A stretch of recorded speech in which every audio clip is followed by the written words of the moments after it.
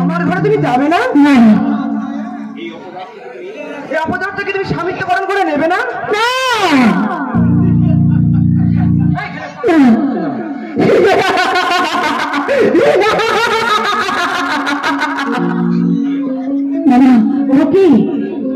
এমন করে তুমি হাসছো কেন? আনন্দে। আনন্দে? হ্যাঁ হ্যাঁ, আনন্দে।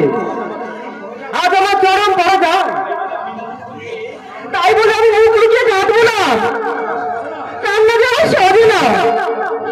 তুমি? আমি আজও তোমাকে ভালোবাসি সুপ্রিয়া, তাই সহজেই তোমাকে মুক্তি দিয়ে গেলাম। মুক্ত বিরঙ্গের মতো তুমি খুশির আনন্দে উড়ে বেড়াও। এই অবদার ধরুক আর বাধা হয়ে দাঁড়াবে না সুপ্রিয়া, আর কোনোদিনই না। তুমি? হ্যাঁ হ্যাঁ, একটা কথা বলে রাখো সুপ্রিয়া, নারী হয়ে যখন পৃথিবীতে জন্মিয়েছ, সেবার মুহূর্তে প্রতীক হয়ে কোন সংসারকে সুন্দরভাবে গড়ে তোলার চেষ্টা করো। বারবার অপরকে ঠকালো, নিজেকে একদিন ঠকতে হয়। আর সেদিন যা হারাবে, হাজার মাথা ঠুকলেও সেটা তার ফিরে পাবে না, কিছুতেই না।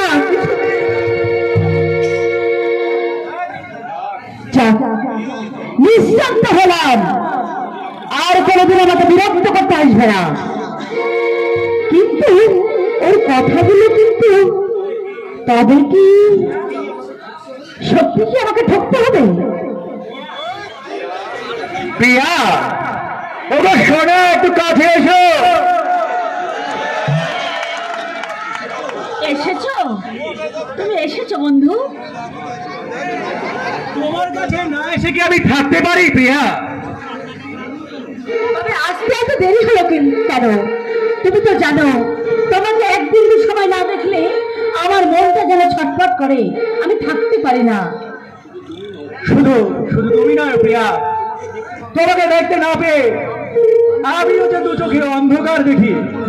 মনে হয় এই পৃথিবীটা আমার কাছে অন্ধকার। ভাস্তা, কি বলছো তুমি?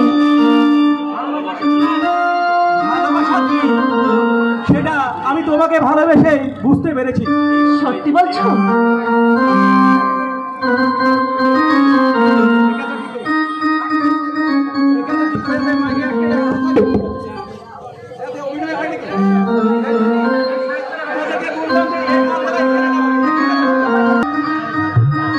আরে বন্ধু, অত রাগ করতে হয় না।